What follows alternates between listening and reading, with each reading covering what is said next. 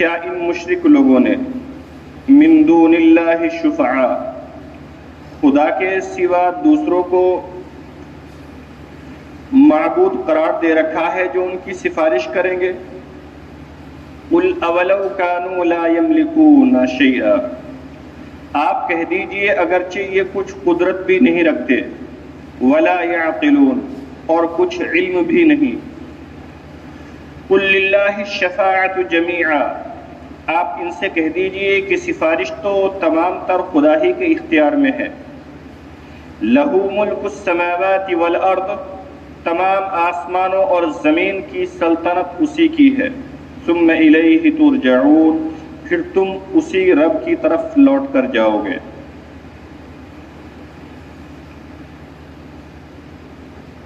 اس سے پہلی آیت کے اندر اللہ تبارک و تعالی نے موت اور نیند کی روشنی میں روح کے ایک فلسفے کو بیان فرمایا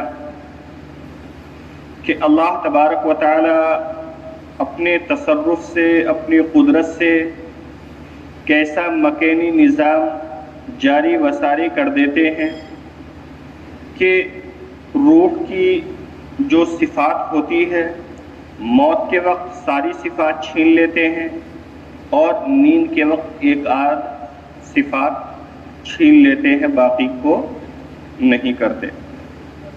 اور فرمایا تھا ان فی ذلک لآیات لقوم یتفکرون، کہ اس میں ان لوگوں کے لیے جو کہ سوچنے کے عادی ہیں، یعنی غور و فکر کرتے ہیں، تدبر کرتے ہیں، سوچتے ہیں، سمجھتے ہیں، ان لوگوں کے لیے دلائل ہے کہ ایسا نظام کیوں ہے۔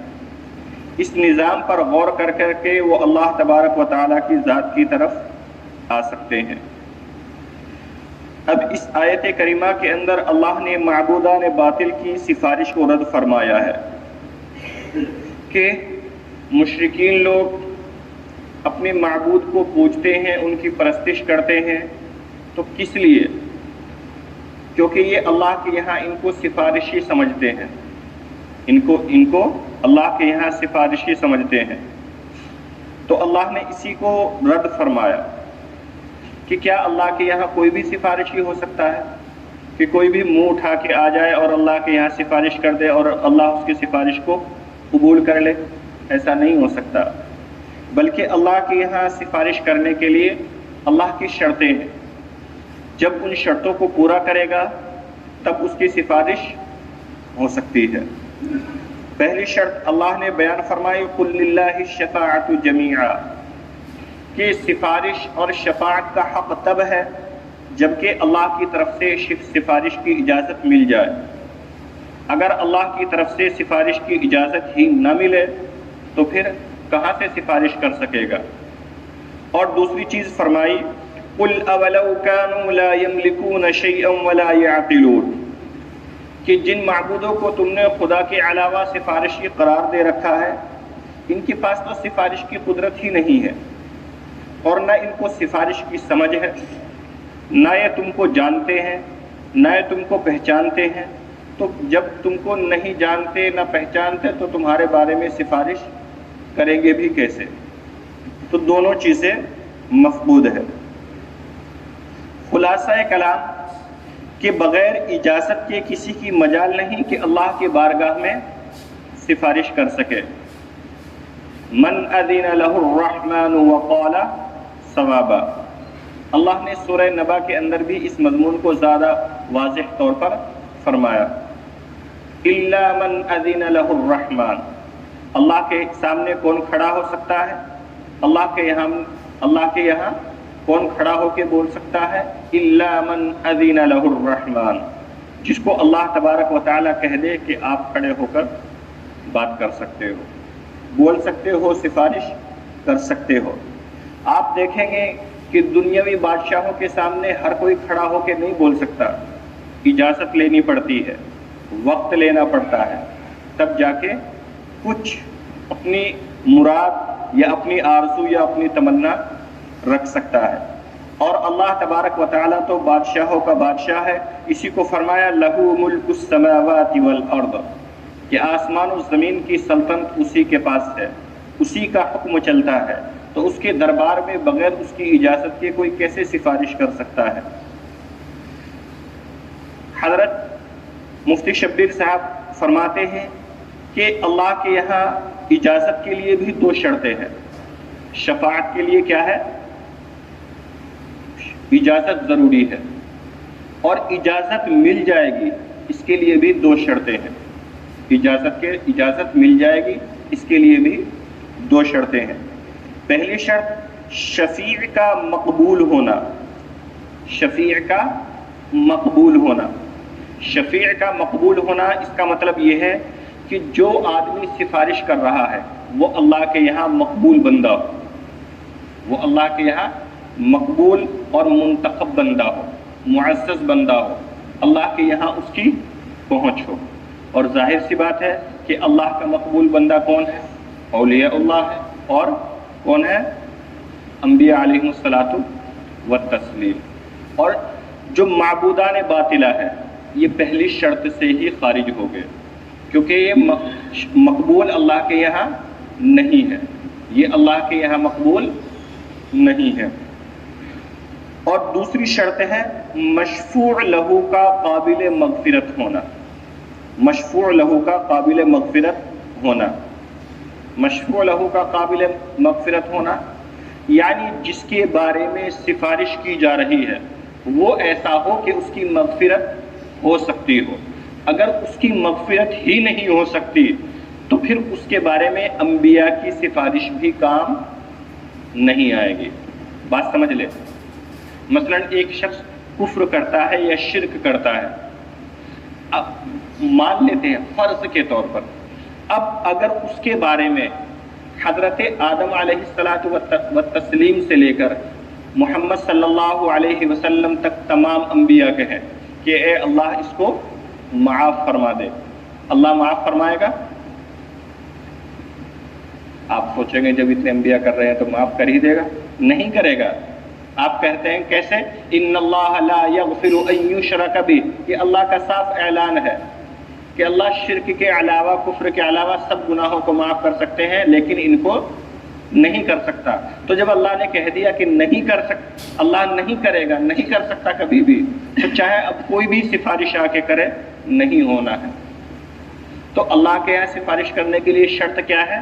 الا من اذن لہ الرحمن، کہ اللہ کی طرف سے اجازت ملی ہو. اور اجازت کب ملے گی؟ جب دو شرطیں پائی جائیں گی.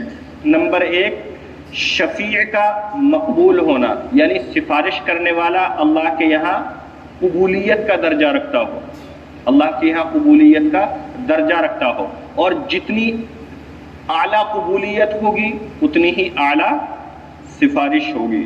اور دوسری شرط کیا ہے؟ مشفوع لہو. مشفوع لہو کا مطلب ہوتا ہے جس کے بارے میں سفارش کی جا رہی ہے اس کا قابل مغفرت ہونا.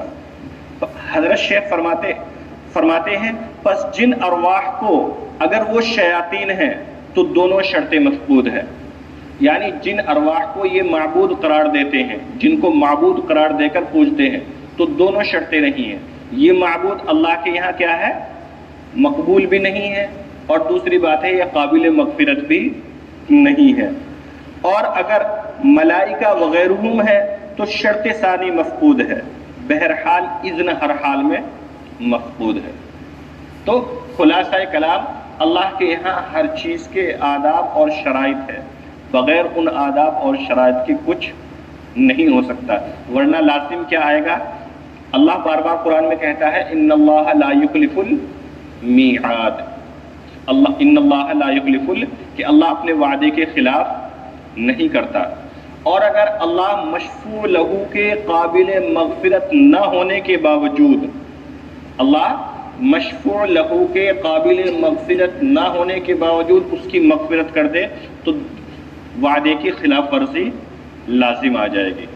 وعدے کی یعنی آپ نے چھوٹے کی شان کو تو رکھا لیکن بڑے کی شان کو گھٹا دیا. بات سمجھ میں آئی؟ یعنی اگر آپ یہ مانتے ہیں، آپ کا مسلم یہ ہے کہ انبیاء علیہ الصلاۃ والسلام کسی کی بھی سفارش کرا سکتے ہیں چاہے وہ کیسا بھی کیوں نہ ہو، کیونکہ آدمی محبت میں اور عقیدت میں کہہ دیتا ہے تو یہاں کیا ہے، آپ نے بے شک انبیاء علیہ السلام کے رتبے کو بڑھایا، لیکن اللہ کے رتبے کو گھٹا دیا، اور اللہ کے ذمے پھر کیا لگ گیا کہ اللہ جھوٹ بول دیتا ہے۔ اس بات کو ماننے سے کیا لازم آ جائے گا کہ اللہ اپنے وعدے کے خلاف ورزی کرتا ہے۔ تو ایک کا بڑھایا اور جو سب سے بڑی ذات تھی اس کو گھٹا دیا، اس پر الزام لگا دیا، جبکہ ایسا نہیں ہو سکتا، ایسا نہیں ہو سکتا۔ تھوڑا ان چیزوں کی نکات پر غور کرنے کی ضرورت ہے، ان چیزوں کے نکات پر غور کرنے کی ضرورت ہے۔ جیسے ایک مثال دے دیتا ہوں، اکثر بعض لوگ بول بھی دیتے ہیں کہ اللہ نے انبیاء علیہ السلام کا پٹنا گوارا کیا لیکن اپنے دین کا مٹنا گوارا نہیں کیا۔ یہ اکثر آپ نے سنتے رہتے ہیں، یہ درست نہیں ہے،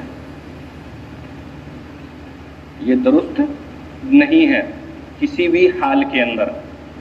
اور اس کی مثال دی جاتی ہے غزوہ طائف سے، کہ طائف کے وقت آپ صلی اللہ علیہ وسلم پر پتھر برسائے گئے، اس کو مد نظر رکھ کر یہ الفاظ استعمال کیے جاتے ہیں۔ اول تو یہ الفاظ ہی نبوت کے شایان شان نہیں ہے۔ پٹنا یہ ایک ذلت کا لفظ ہے، ایک حقیر لفظ ہے جو انبیاء کے لیے استعمال ہی نہیں ہونا چاہیے، کسی بھی نبی کے لیے استعمال ہونا نہیں چاہیے۔ دوسری بات ہے، اللہ نے کب انبیاء علیہ السلام کے پٹنے کو پسند کیا ہے؟ ایک مثال، طائف والوں نے پتھر برسایا تو اللہ نے فرشتہ بھیج دیا۔ اگر پٹنا پسند کیا ہے تو پھر فرشتہ کیوں بھیجا؟ اگر اللہ نے پٹنا پسند کیا، موٹی سی بات ہے، اگر اللہ نے پٹنا پسند کیا ہے العیاذ باللہ، تو پھر فرشتہ کیوں بھیجا کہ اے نبی جو آپ کہہ دیں وہ ہو جائے گا؟ جو نبی یعنی اللہ نے پسند نہیں کیا۔ حضرت نوح علیہ السلام نے دعا مانگ، حضرت نوح کو ستایا، حضرت نوح نے دعا کی رب لا تذر علی الارض من الکافرین، کہ کسی کافر کو بھی زندہ مت چھوڑ، تو اللہ نے سب کو تباہ و برباد کر دیا۔ تو کہاں پسند کیا ہے؟ نبی نے جب بھی بد دعا کی قبول کر لیا، جبکہ اللہ کو معلوم تھا کہ اس سے ہزاروں انسان، لاکھوں انسان مریں گے، لیکن نبی عزیز تھا۔ اللہ کو نبی بھی اتنا ہی عزیز ہے جتنا دین عزیز۔ اللہ خود غرض نہیں ہے، اللہ کیا ہے؟ خود غرض نہیں ہے، کیونکہ دین تو نبی کے لیے، نبی کے واسطے سے ہے، اگر نبی نہیں ہے تو دین بھی نہیں ہے۔ موٹی سی بات ہے، دین کیا ہے؟ نبی کے واسطے سے ہے، اگر نبی ہی نہیں تو پھر دین کہاں سے؟ اور سب سے بڑی بات کہ طائف کے وقت کون سا دین مٹ رہا تھا؟ اس وقت تو دین مکمل آیا ہی نہیں تھا جو مٹے گا، کیونکہ اکثر اسلامی احکام مدینے کے اندر آئے، مکے میں کے اندر تو نہیں آئے، اور طائف والے تو پہلے ہی سے مسلمان نہیں تھے، تو دین کے مٹنے کا سوال ہی نہیں ہے۔ مٹے گا تو کب؟ جب ہوگا پھر ختم ہوگا۔ مٹنا کس کو کہیں گے؟ پہلے ہوگا پھر مٹے گا، اسی کو تو کہیں گے نا۔ اور وہاں پہلے تھا ہی نہیں تو مٹا کیسے؟ تو کوئی بات سرے سے ہی غلط ہوتی ہے۔ تو جس طرح شفاعت سرے سے غلط ہے، اسی طرح انبیاء اللہ کا دین کو پسند کرنا اور اپنے نبیوں کے پٹنے کو پسند کرنا یہ بھی سرے سے غلط ہے۔